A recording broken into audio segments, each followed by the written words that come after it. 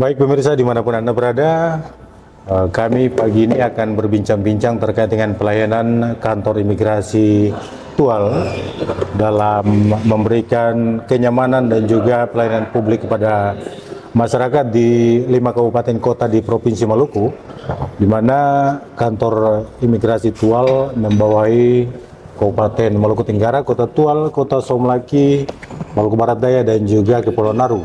Dan sudah bersama kami di studio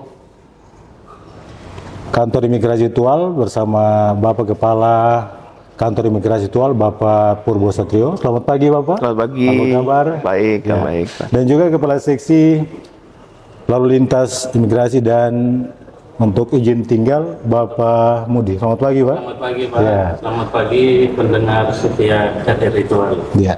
Dan pemirsa, Anda juga tahu bahwa pelayanan publik kepada masyarakat, baik warga negara Indonesia dan juga warga negara asing untuk melakukan perjalanan tentunya harus mendasari aturan dan prosedur yang berlaku dalam Negara Kesatuan Republik Indonesia.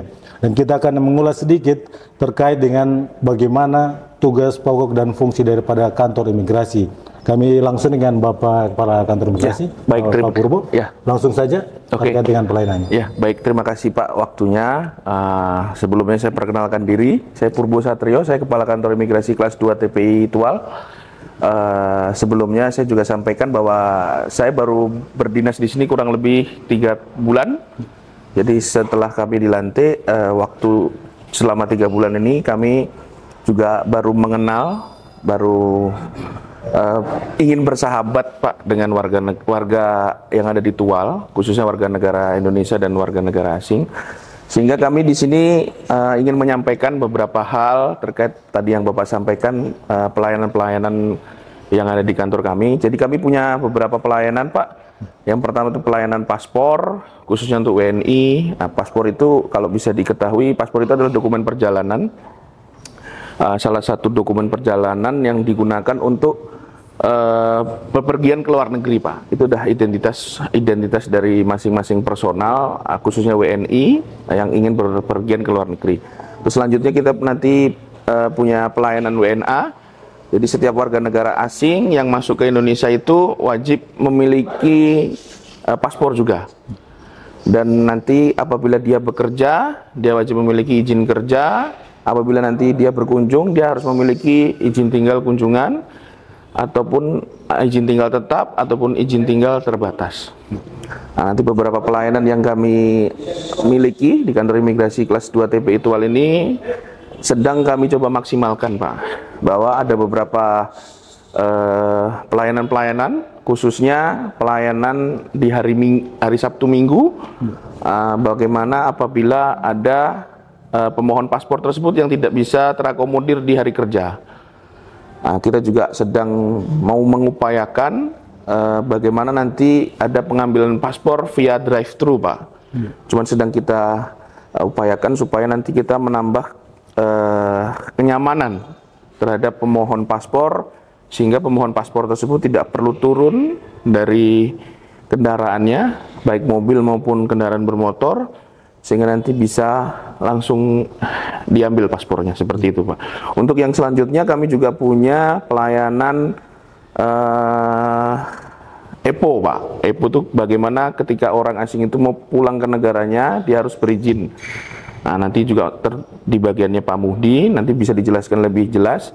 Untuk ada lagi seksi di kami adalah seksi Intel Dakim Pak. Bagaimana setelah nanti mereka datang, orang asing tersebut memiliki izin tinggal, baik kunjungan terbatas maupun tetap, nanti diawasi oleh seksi Intel Dakim, di mana seksi Intel Dakim itu juga bisa melakukan penindakan berupa pemulangan, atau nanti kalau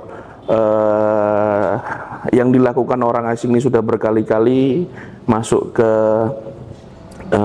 kriteria pelanggaran keimigrasian, bisa dilakukan pro justisia juga. Ya. Demikian. Ya.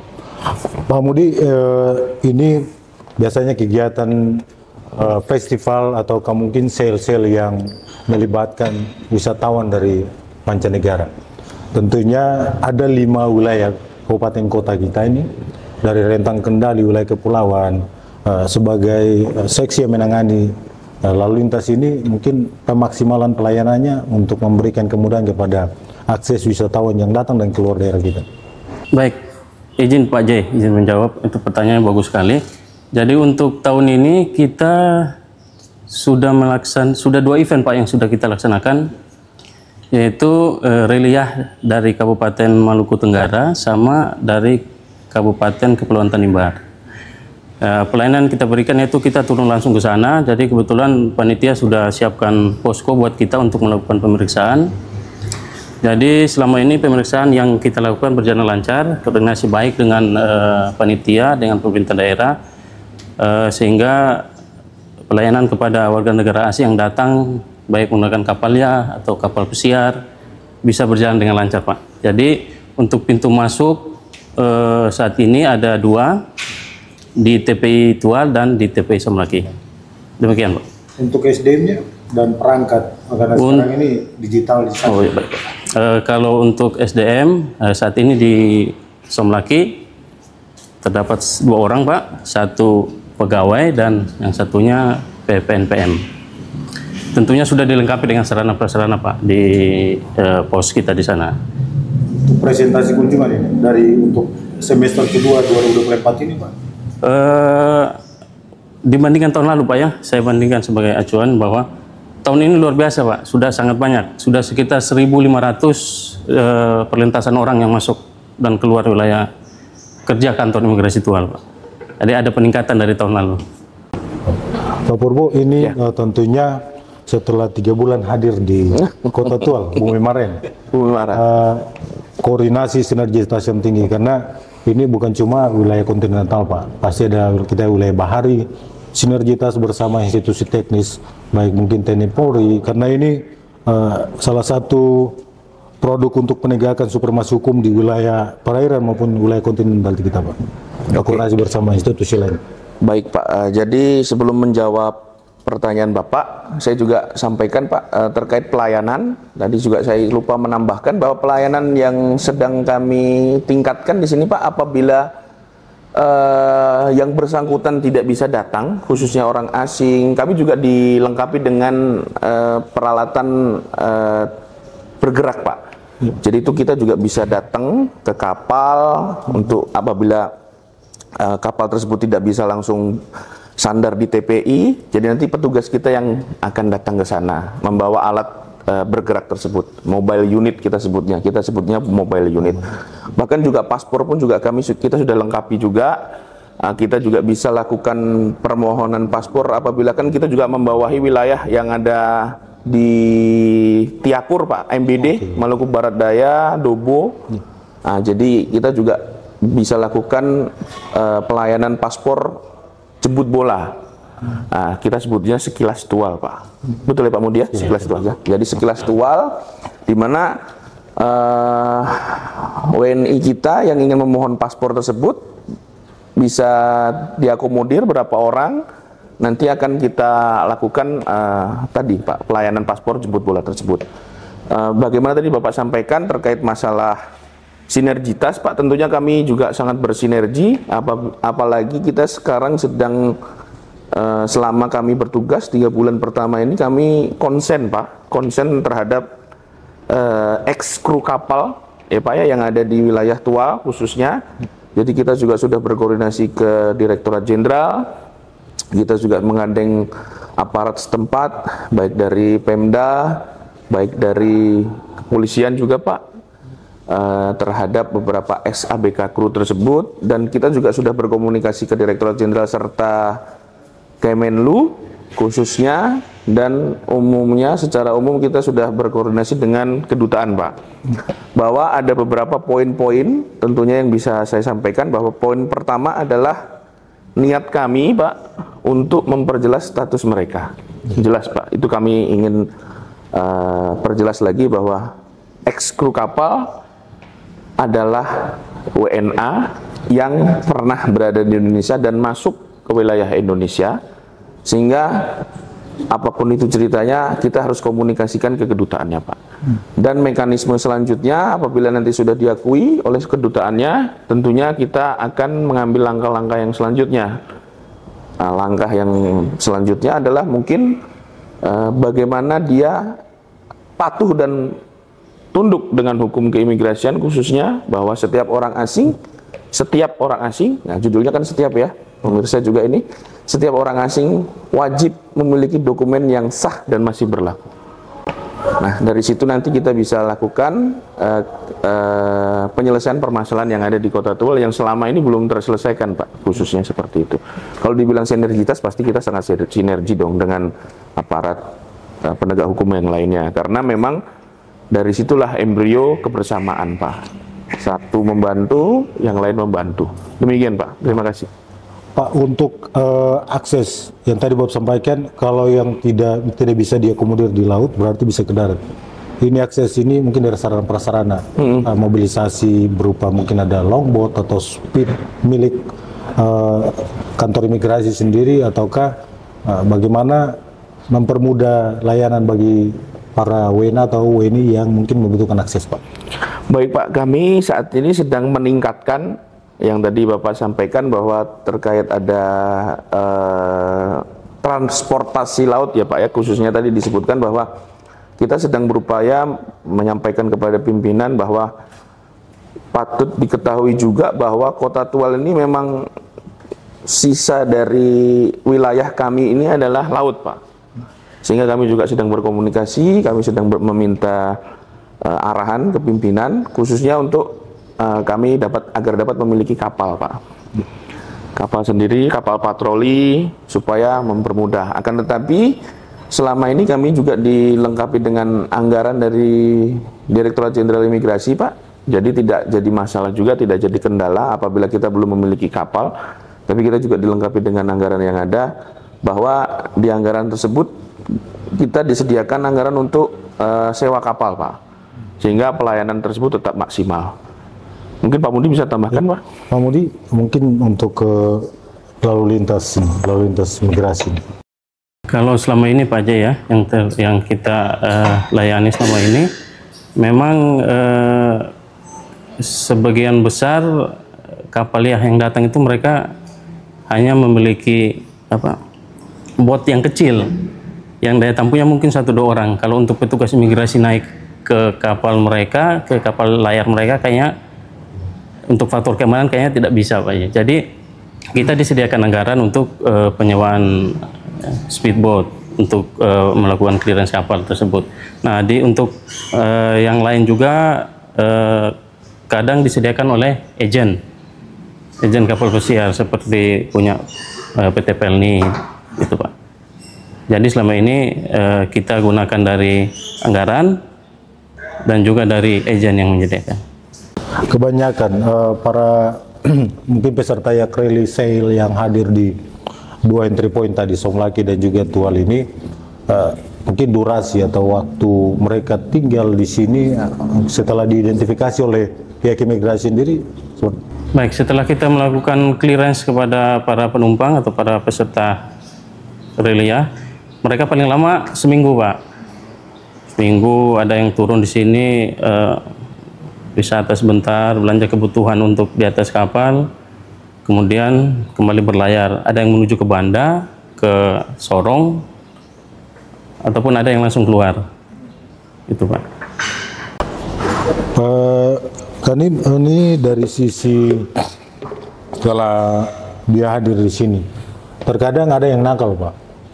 Bagaimana mungkin ada dari penyidik sendiri imigrasi kemudian melakukan tindakan tegas sehingga jangan besok-besok dia kembali lagi, bukan suka buat pelanggaran lah.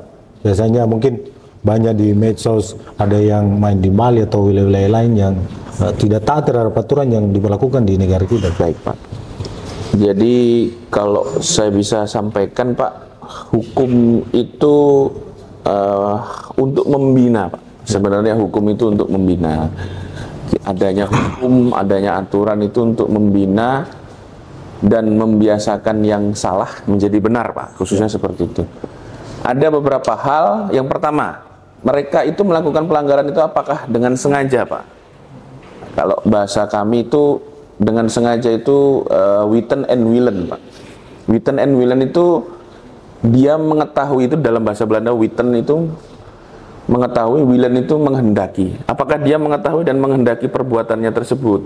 Nah, sehingga kita juga perlu dalami lagi, Pak. Apabila memang mereka ada yang salah atau ada yang melanggar, khususnya tentunya harus dihukum. Akan tetapi hukumannya itu saya rasa jangan sampai lebih berat daripada perbuatannya, Pak. Jadi saya di sini menekankan bahwa ultimum remedium, nah itu juga kami harus terapkan juga. Di mana ultimum remedium itu contoh misal dia obat sakit batuk, ya jangan dikasih obat patah kaki atau patah tulang kan, seperti itu, Pak. Artinya kalau dia memang melanggarnya tidak sengaja, ya perlu kita kasih tahu saja terlebih dahulu. Kita bina apakah memang itu disengaja, kenapa alasannya. Karena iklim investasi ini memang harus kita jaga, Pak, khususnya di Kota Tual ini. Karena kita perlu ketahui juga bahwa di Kota Tual ini sedang merintis untuk berkembang, Pak. Berkembang maju, semakin baik. Karena belum banyak yang tahu bahwa keindahan alam yang ada di Tual ini seperti apa ya, Pak, ya, kalau saya bilang seperti suatu hal yang diberikan Tuhan. Alam ini diberikan Tuhan, alam Kota Tual ini diberikan Tuhan dan diberikan Tuhan atau Allah segala macam, Pak. Alam yang ada di kita ini itu tidak dimiliki oleh wilayah lain, Pak. Khususnya yang pernah masuk ke Discovery, kalau tidak salah itu kita punya pasir panjang ya, Pak, ya, terhalus ya, Pak, ya, nomor 2 di dunia itu udah seperti tepung. Dan saya juga sudah melihat sendiri bahwa di situ tuh luar biasa, Pak, potensinya. Sehingga bagaimana suatu wilayah itu bisa berkembang, ya kita harus mengajak orang lain yang sudah berkembang untuk memberikan contoh di Kota Tual ini, Pak. Ya kalau memang ada turis, wisatawan, dari situlah kita bisa mengembangkan Kota Tual dan bersama-sama, Pak. Sehingga untuk tadi Bapak sampaikan, khususnya kalau mereka salah memang harus dihukum, Pak. Tapi kita harus ketahui juga aspek-aspek tadi, dengan sengaja tidak, ataukah memang terstruktur organisasi masif atau tidak, segala macam begitu, Pak. Demikian. Dari 5 kabupaten kota nih, Pak, untuk dari sisi tata kelola kepegawaian, bagaimana bisa rampung di 5 kabupaten kota ini, sehingga mungkin selain 2 Tual dan Somlaki, ada di Aru, kemudian di MPD juga, mereka lebih aman dan nyaman juga pada saat kunjungan. Kepegawaian maksudnya, Pak? Dari sisi SDM untuk... Oh, SDM. Ya. Oke, Pak. Jadi pada dasarnya, Pak, kita itu punya ilmu manajemen atau manajerial yang pernah diajarkan pada dulu saat saya sekolah, Pak, di mana setiap permasalahan itu bisa diselesaikan dengan manajerial yang baik. Di mana setelah manajerial itu pimpinan itu harus turun langsung, Pak. Nah, jadi apabila terjadi kendala, pimpinan itu harus turun langsung. Sehingga dari beberapa aspek itu kalau kita bilang, kita sampaikan bahwa oke, kita kekurangan pegawai, tentunya pasti, Pak. Tapi kan kita juga harus menimbang bahwa satu pegawai itu kalau bisa memaksimalkan tusi-tusi yang sudah ada. Contoh misal kita lakukan pengawasan, kita bisa kembangkan melalui Timpora, Pak. Kita juga gandeng instansi sekitar, Pak, yang ada di Kota Tual. Kita ada komunitas Timpora, di mana kita juga tidak mengawasi orang asing itu sendiri, Pak. Kita di Dobo, Somlaki, di MBD kita juga punya komunitas Timpora, sehingga nanti rekan-rekan dari instansi lain yang terbentuk dalam Timpora tersebut dapat menginfokan kepada kami, Pak, kita khususnya, bahwa oh di sini ada orang asing yang melanggar, di sana ada orang asing yang melanggar. Sehingga manajerial yang tadilah, Pak, yang sudah diturunkan dari pimpinan pusat juga, bahwa Timpora ini memang perintah dari undang-undang juga kalau tidak salah, bahwa dari situlah komunitas itu menyampaikan hal-hal yang perlu disampaikan, khususnya apabila ada terjadi pelanggaran. Pernah dari masukan dari kalau tidak salah dari Dobo, Pak, bahwa Pak kami ingin memiliki paspor itu juga dari rekan-rekan Timpora, Pak. Sehingga dukungan-dukungan tersebut yang sampai saat ini membuat kita melaksanakan tugas itu dengan sangat baik. Demikian. Pak Mudi, ini ada program nasional juga dari Kementerian Agama terkait dengan akses bagi keluarga kita atau ibu bapak kita yang ingin mungkin umroh, pengurusan paspor dengan skala besar, apalagi di 5 kabupaten kota yang ingin ke umroh dan haji. Mungkin bisa dijelaskan, Pak. Jadi yang tadi Pak Kakanem sudah sampaikan, ada yang namanya pelayanan sekilas tual. Jadi ketika ada selama ini kita berkoordinasi dengan Kemenak, Pak, di kabupaten dan kota. Jadi ketika ada calon jemaah haji yang mau membuat paspor, dari Kemenak menghubungi kita, mereka kumpulkan berkas mereka, persyaratan sudah lengkap, baru kita ke sana untuk layani pembuatan paspor.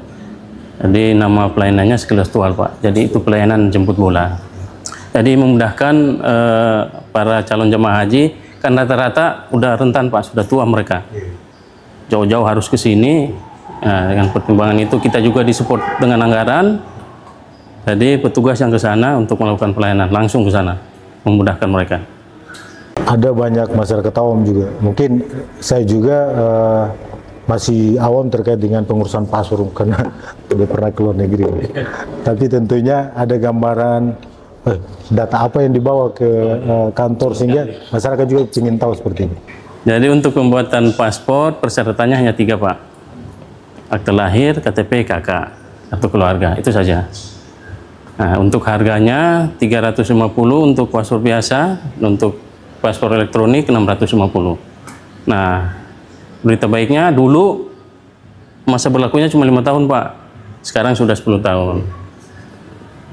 Jadi yang belum sempat buat, ya segera buat. Nah, ini ada informasi terbaru. Tanggal 17 Desember akan ada kenaikan harga, Pak, untuk paspor. Jadi dari 350 untuk paspor biasa 5 tahun, 650 paspor biasa 10 tahun, dan paspor elektronik 5 tahun 650, dan yang 10 tahun 950, Pak. Jadi ya mumpung belum naik, jadi pemirsa yang lagi menyaksikan live kita ini bisa segera ke kantor imigrasi untuk membuat paspor.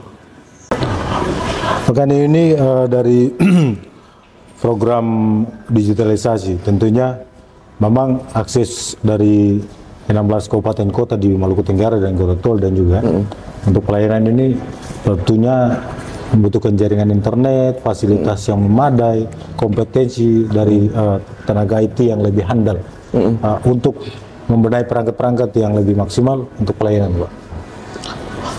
Baik, Pak, jadi kami memang untuk saat ini tidak memiliki tenaga IT, Pak, khususnya, tapi tenaga yang ada kita maksimalkan menjadi tenaga IT yang super handal, Pak. Karena kita perlu ketahui juga, Pak, di Kota Tual ini untuk jaringan listrik kurang stabil kan, Pak. Nah, sehingga ini berdampak juga ke server kami, Pak. Tapi kemarin rekan-rekan dari Tikim itu bisa menyelesaikannya itu, Pak. Padahal mereka memang bukan lulusan sarjana teknologi informasi ataupun sarjana komputer, mereka dari SMA. Jadi, Pak, di sini yang perlu kita garis bawahi bahwa orang itu akan bisa melakukan sesuatu atau menyelesaikan permasalahan asal yang pertama, Pak, dia itu harus mau terlebih dahulu. Mau menerima masukan, mau mengembangkan diri, mau berusaha, mau mencari tahu, mau capek. Nah, dari situ, Pak, mereka akan bisa menyelesaikan permasalahan sebenarnya yang ada.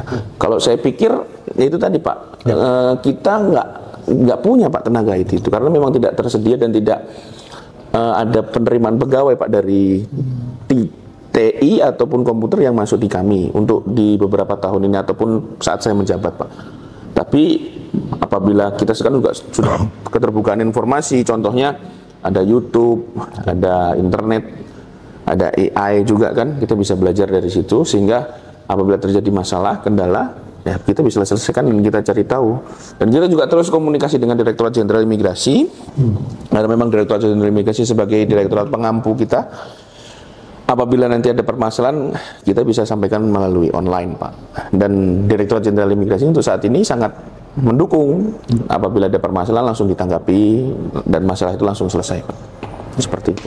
Pak, komitmen untuk mungkin 100 hari kerja yang lewat kementerian terkait imigrasi dan pemasyarakatan, ada arahan-arahan khusus dari kementerian sendiri untuk bagaimana meningkatkan kapasitas daripada seluruh aparatur yang ada di daerah sehingga tugas pokok dan fungsi ini lebih maksimal dan sesuai dengan target yang diharapkan, Pak? Saya rasa, Pak, dari beberapa perintah dari Pak Menteri ataupun turunan dari Pak Prabowo, Pak,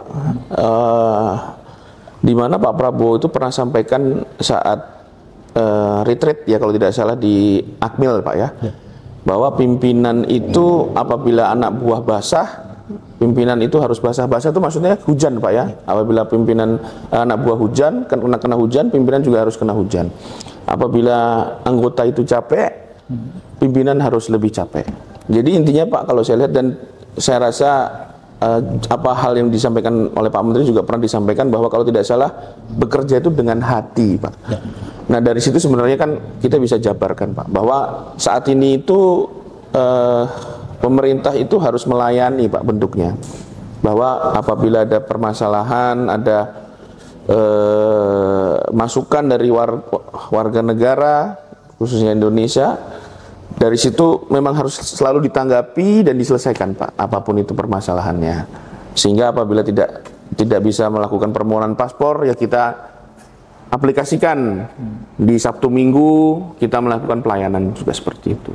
Saya rasa itu, Pak, kuncinya kita bekerja dengan hati dan kita harus melayani, Pak. Seperti itu, Pak. Pak, rupanya masih banyak ulasan, cuma waktu membatasi kita. Baik, Pak. Ada closing statement dari Pak Kepala Kantor dan juga akan dari Pak Mudi sebagai Kepala Seksi untuk menutup perjumpaan kita di hari ini.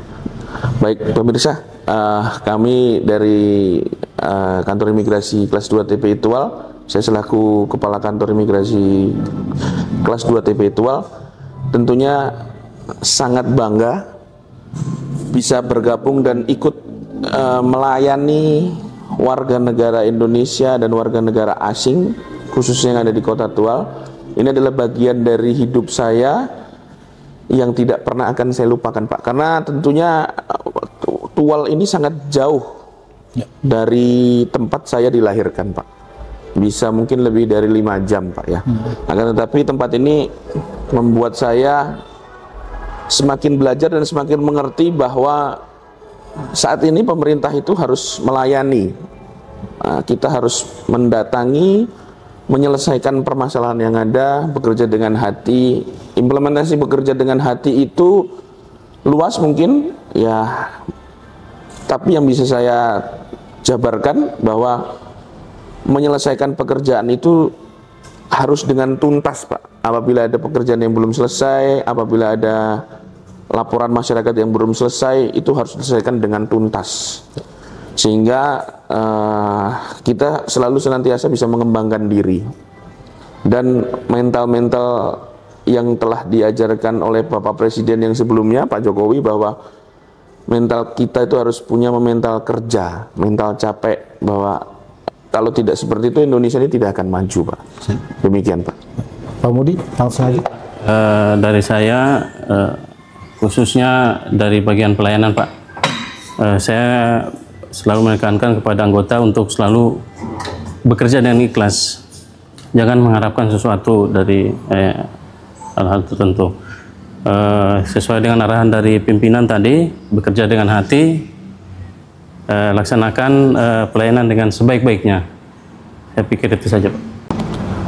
Baik pemirsa, dimanapun Anda berada, kita baru saja ada dalam dialog interaktif bersama Kepala Kantor Imigrasi Kelas 2 Tual, Bapak Purbo Satrio, dan juga Bapak Mudi, Kepala Seksi Lalu Lintas dan Izin Tinggal Dandim Tual.